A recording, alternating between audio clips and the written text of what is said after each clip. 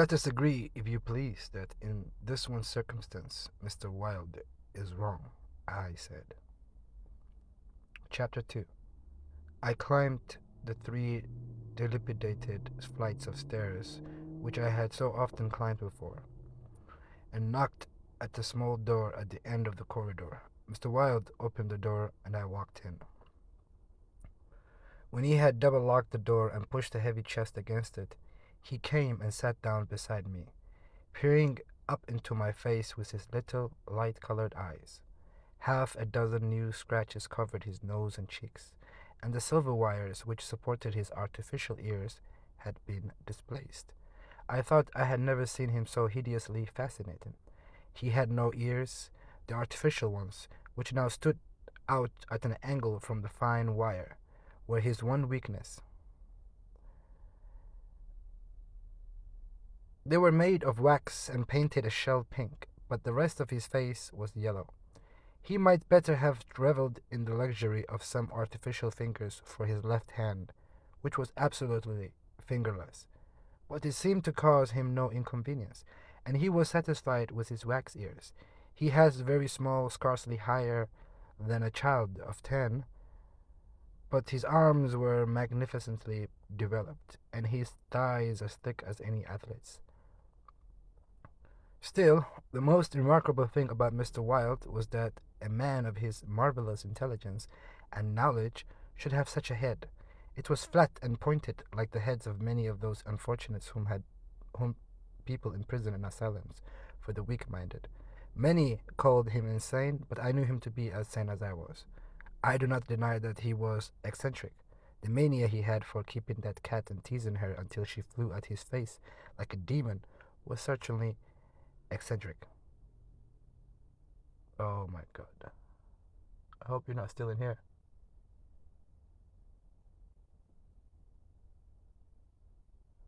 There was a wasp that flew in my car earlier. Went in the back seat.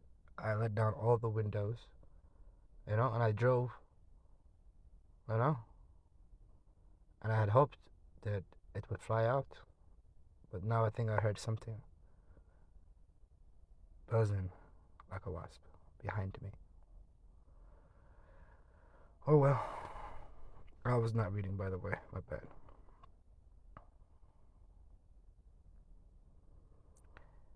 Um, I do not deny that he was eccentric. The mania he had for keeping that cat and teasing her until she flew at his face like a demon was certainly eccentric.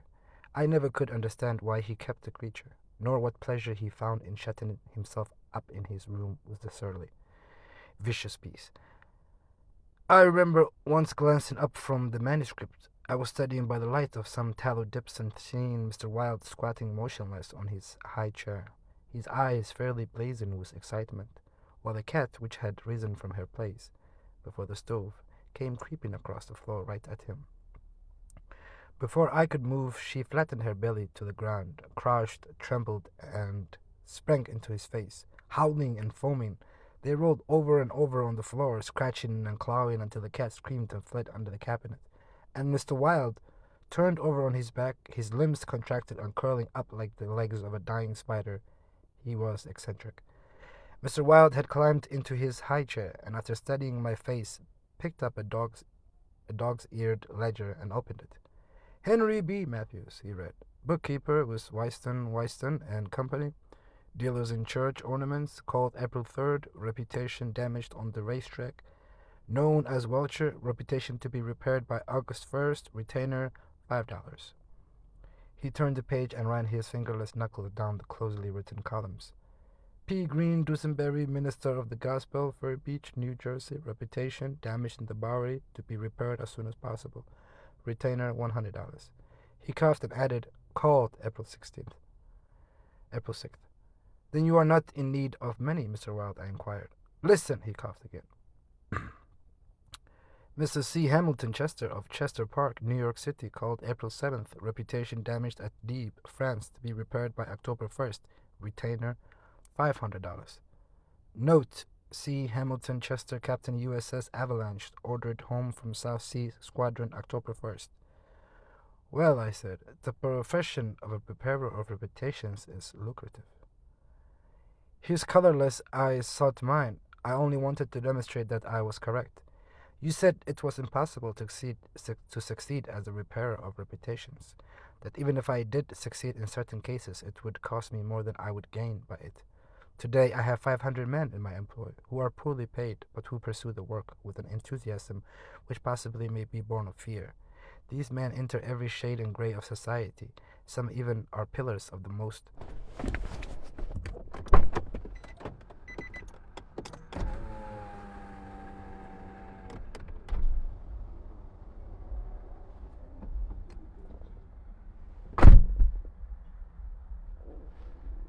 Leave immediately.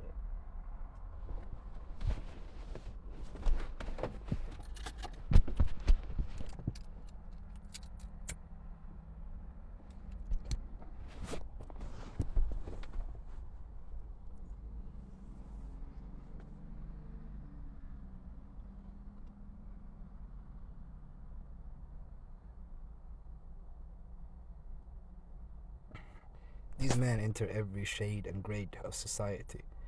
Some even are pillars of the most exclusive social temples. Others are the prop and pride of the financial world. Still, others hold undisputed sway among the fancy and the talent. I chose them at my leisure from those who replied to my advertisements. It's easy enough. They're all cowards. I could treble the number in 20 days if I wished. So you see, those who have in their keeping the reputations of their fellow citizens, I have in my pay.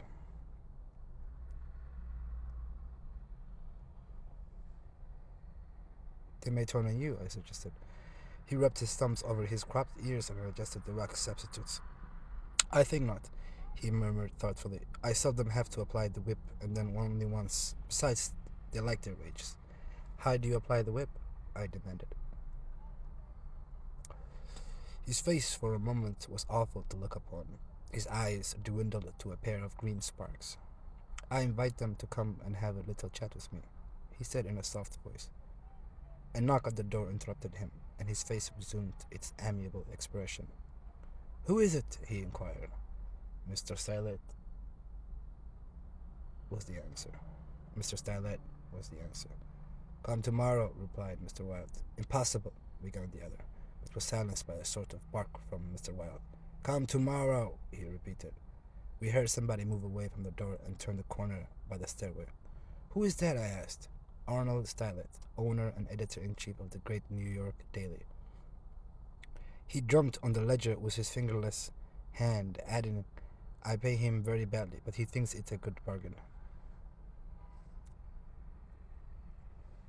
Arnold Stylet, I repeated, amazed. Yes, said Mr. Wilde with a self-satisfied cough. The cat, which had entered the room as he spoke, hesitated, looked up at him, and snarled. He climbed down from the chair and, squatting on the floor, took the creature into his arms and caressed her.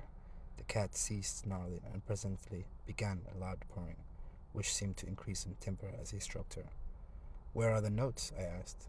He pointed to the table, and for the 100th time I picked up the bundle of manuscript entitled The Imperial Dynasty of America.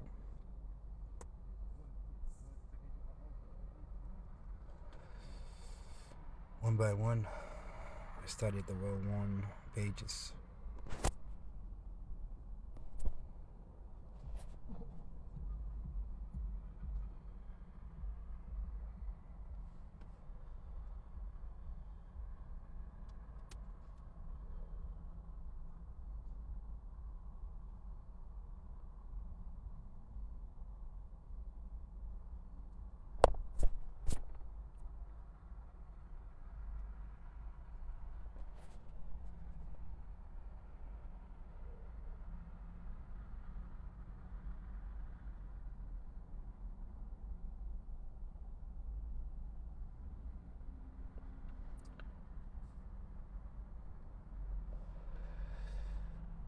One by one, I studied the well-worn pages, worn only by my own handling, and although I knew all my heart from the beginning, when from Carcosa, the Hades, Hastur, and Aldebaran, to Costain, Luis de Calvados, born December 19th, 1887, I read it with an eager, rapt attention, pausing to repeat parts of it aloud, and dwelling especially on Hildred de Calvados, only son of Hildred Costain and Edith Gladys Landis Costain, first in succession, etc., etc.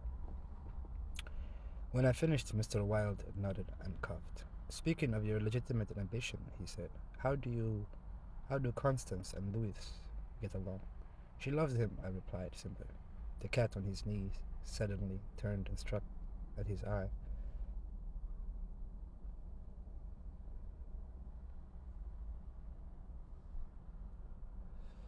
And he flung her off and climbed onto the chair opposite me.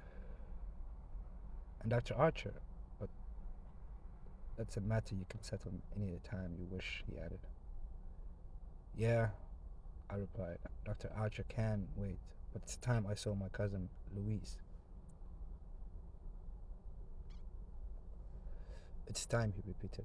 Then he took another ledger from the table and ran over the leaves rapidly. We are now in communication with 10,000 men, he muttered. We can count on 100,000 within the first 28 hours, and in 48 hours the state will rise in mass. The country follows the state, and the portion that will not, I mean California and the Northwest, might better never have been inhabited. I shall not send them the yellow sign.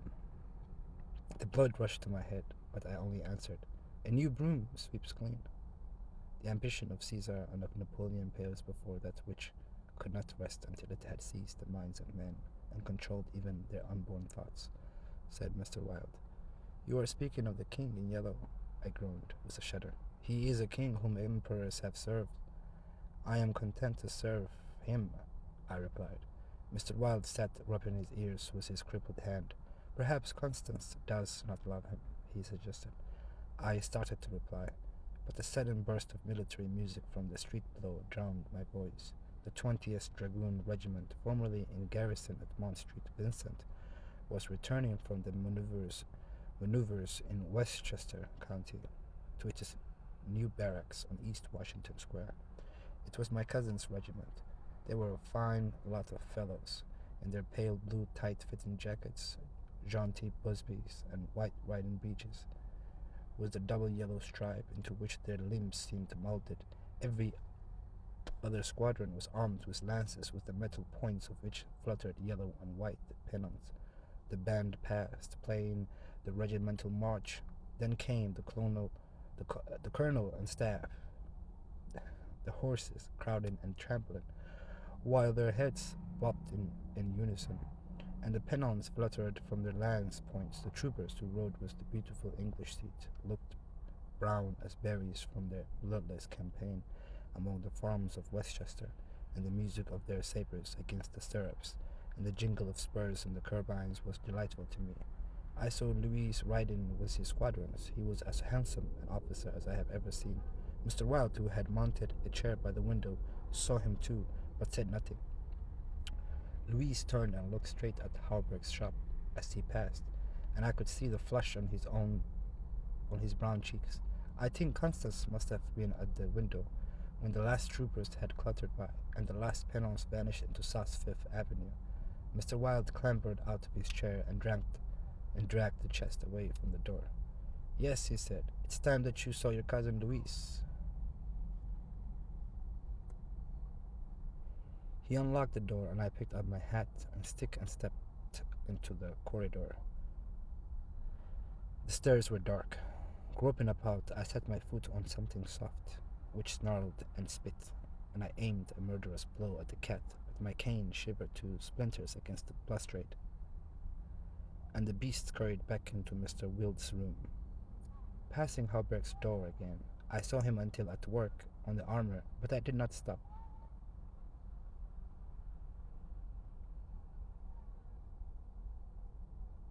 And stepping out, but I did not passing Hauberg's door again. I saw him still at work on the armor, but I did not stop. And stepping out into the Bleecker Street, I followed it to Worcester.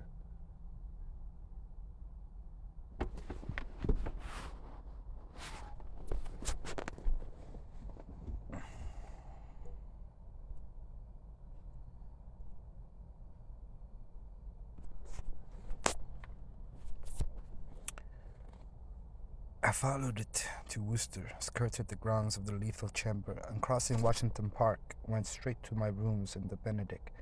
Here I lunched comfortably, read the Herald and the Meteor, and finally went to the steel safe in my bedroom and set the time combination.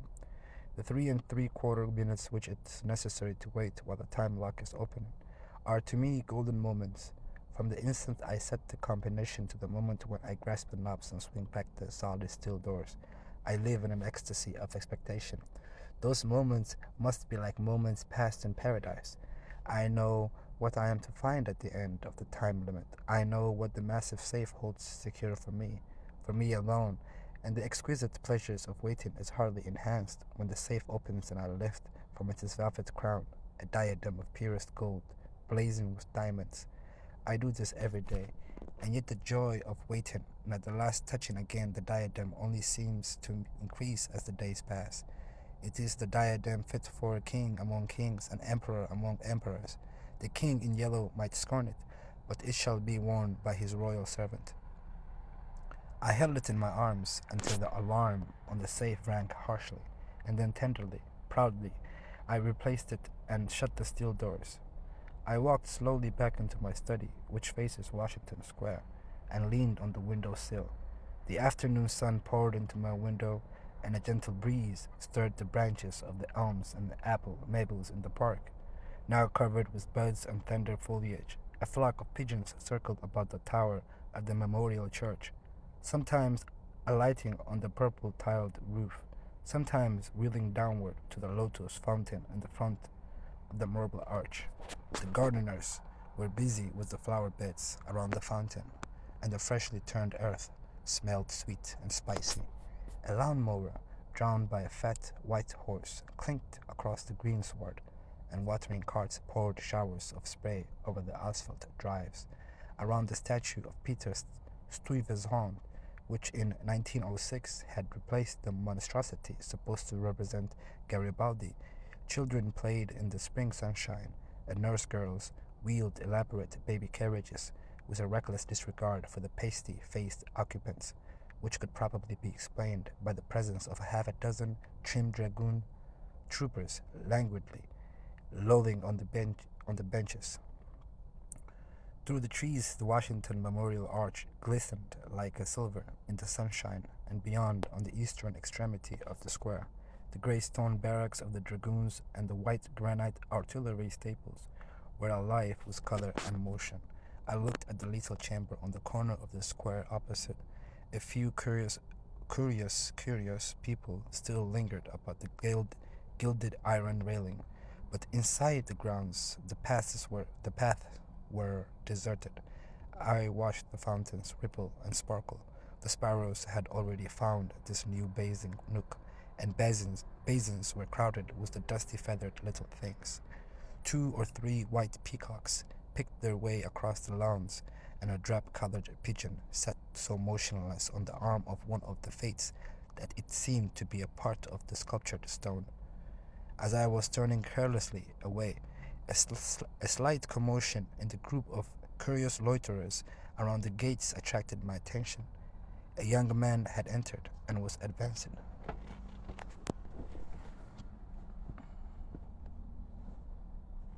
With nervous strides along the gravel.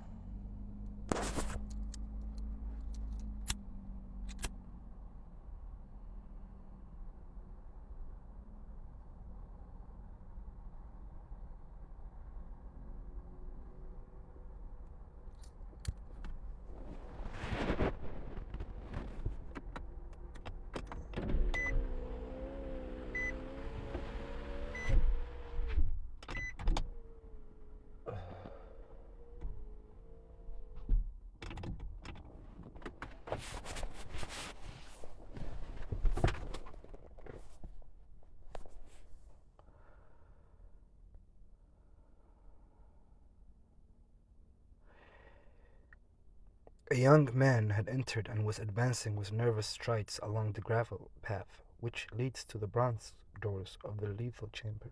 He paused a moment before the Fates, and as he raised his head to those 3 mysterious faces, the pigeon rose from its sculptured perch. circled about for a moment, and wheeled to the east. The young man pressed his hands to his face, and then, undefinable, with an undefinable gesture, sprang up the marble steps. The bronze doors closed behind him, and half an hour later the loiterers sloshed away, and the frightened pigeon returned to its perch in the arms of fate. I put on my hat and went out into the park for a little walk before dinner. As I crossed the central driveway, a group of officers passed, and one of them called out, "Hello, Hildred," and came back to shake hands with me. It was my cousin Luis, who stood smiling and tapping his spurred heels with his riding whip. "Just back from Westchester," he said. "Been doing my bucolic, milk and curds, and dirty maids in the sunbonnets who say 'Here,' and I don't think when you tell 'em they are pretty. I'm nearly dead for a square meal at Delmonico's. What's the news?" "There's none," I replied pleasantly. "I saw your regiment coming in this morning." "Did you? I didn't see you. Where were you?" "In Mr. Wilde's window." "Oh, hell," he began impatiently. "That man is stark mad. I don't understand why you—" He saw how annoyed I felt by this outburst, and begged my pardon. "Really, old chap," he said, "I don't mean to run down a man you like, but for the life of me I can't see what the deuce you find in common with Mr. Wilde. He's not well bred. To put it generously, he's hideously deformed. His head is the head of a criminally insane person.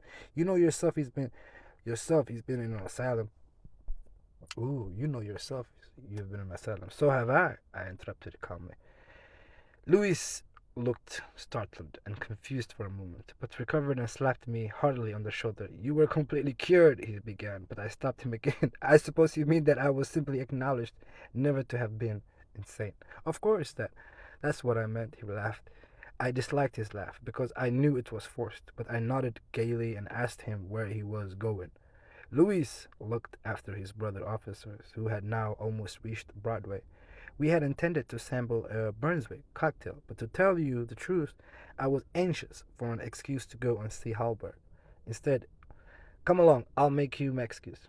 We found old Hallberg, neatly attired in a fresh spring suit, standing at the door of his shop and sniffing the air.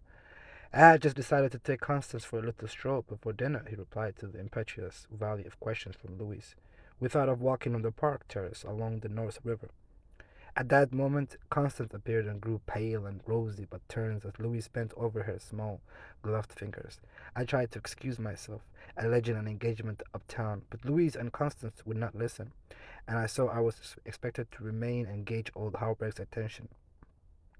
After all, it would just be as it would be just as well if I kept my eye on Louise, I thought, and when they hailed a Spring Street electric car, I got in after them and took my seat beside the armorer.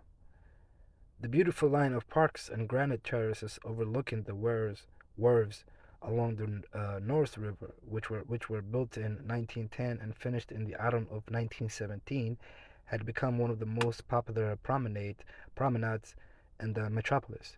They extended from the Battery to 119th Street, overlooking the noble river, and affording a fine view of the Jersey Shore, Jersey Shore, Jersey Shore. Uh, have never said that word before. New Jersey, Jersey, Jersey, yeah, Jersey Shore, and the highlands opposite. Cafes and restaurants were scattered here and there among the trees, and twice a week military bands from the garrison played in the kiosks on the parapets. We sat down in the sunshine on the bench at the foot of the equestrian statue of General Sheridan. Constance tipped her sunshade to shield her eyes, and she and Louis began a murmuring conversation which was impossible to catch. Old Hauberk, leaning on his ivory-headed cane, lighted an excellent cigar, the mate to which I politely refused, and smiled at vacancy. Oh, the mate to which I politely refused, and smiled at vacancy. The sun hung low above the Staten Islands woods, and the bay was dyed with golden hues reflected from the sun warmed sails of the shipping in the harbor. Brigs, schooners,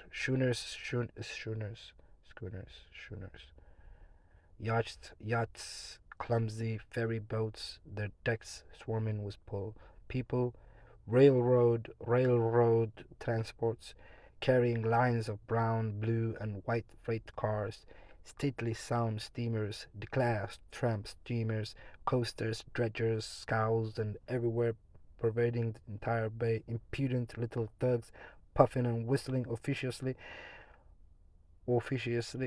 These were the craft which churned the sunlit waters as far as the eye could reach, in calm contrast to the hurry of sailing vessel and steamer.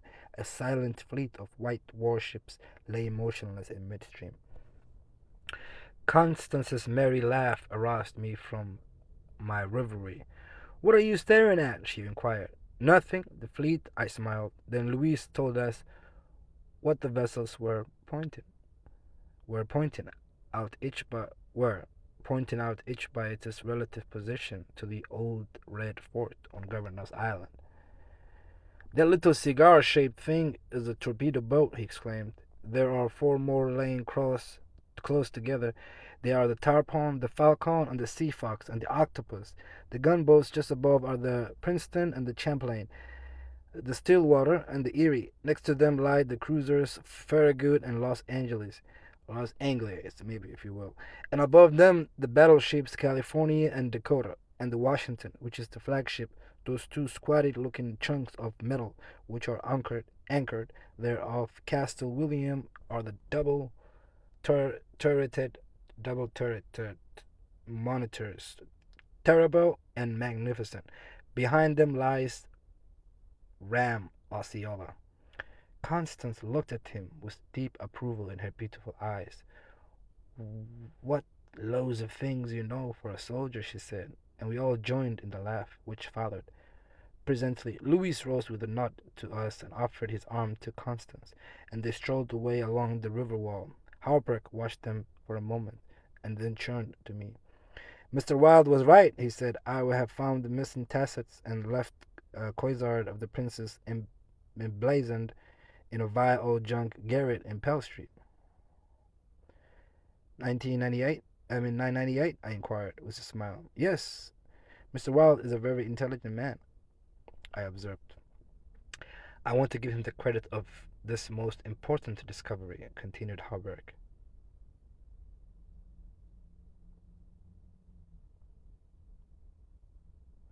"And I intend it shall be known that he is entitled to the fame of it." "He won't thank you for that," I answered sharply. "Please say nothing about it." "Do you know what it is worth?" said Halberg. "No, $50, perhaps. It is valued at 500, but the owner of the Princess emblazoned will give $2,000 to the person who completes his suit. That reward also belongs to Mr. Wilde." "He doesn't want it. He refuses it," I answered angrily. "What do you know about Mr. Wilde? He doesn't need the money. He is rich, or will be richer than any living man except myself. What will we care for money then? What will we care, he and I, when what?" demanded Halbrecht, astonished. "You will see," I replied, on my guard again. He looked at me narrowly, much as Dr. Archer used to, and I knew he thought I was mentally unsound. Perhaps it was unfortunate for him that he did not use the word lunatic just then. "No," I replied to his unspoken thought. "I am not mentally weak. My mind is as healthy as Mr. Wilde's. I do not care to explain just yet what I have on hand, but it is an investment which will pay more than mere gold, silver, and precious stones. It will secure the happiness and prosperity of a continent. Yes, a hemisphere." "Oh," said Halbert. "And eventually," I continued more quietly, "it will secure the happiness of the whole world, and incidentally your own happiness and prosperity as well, Mr. Wilde's." "Exactly," I smiled, but I could have throttled him for taking that tone. He looked at me in silence for a while, and then said very gently, "Why don't you give up your books and studies, Mr. Castaigne, and take a tramp among the mountains somewhere or other? You used to be fond of fishing. Take a cast or two at the trout in the Ranglies." "I don't care for fishing any more," I answered, without a shade of annoyance in my voice. "You used to be fond of everything," he continued. "Athletics, yachting, shooting, riding." "I have never cared to ride since my fall," I said quietly. "Ah, yes, your fall," he repeated, looking away from me. I thought this nonsense had gone far enough, so I turned the conversation back to Mr. Wilde, but he was scanning my face again in a manner highly offensive to me. "Mr. Wilde," he repeated, "do you know what he did this afternoon?" He came downstairs and nailed a sign over the hall door next to mine. It read, "Mr. Wilde, Repairer of Reputations, 3D Bell." "Do you know what a repairer of reputations can be?" "I do," I replied, suppressing the rage within. "Oh," he said. Louise and Constance came strolling by and stopped to ask if we would join them. Halbert looked at his watch. At the same moment, a puff of smoke shot from the casemates of Castle William, and the boom of the sunset gun rolled across the water, and was re-echoed from the highlands opposite. The flag came running down from the flagpole, the bugles sounded on the white decks of the warships, and the first electric light sparkled out from the Jersey shore. As I turned into the city with Hauberg, I heard Constance murmur something to Louise which I did not understand, but Louise whispered, "My darling," in reply, and again, walking ahead with Hauberg through the square, I heard a murmur of sweethearts and "my own Constance," and I knew the time had nearly arrived when I should speak of important matters with my cousin Louise. End of chapter 2.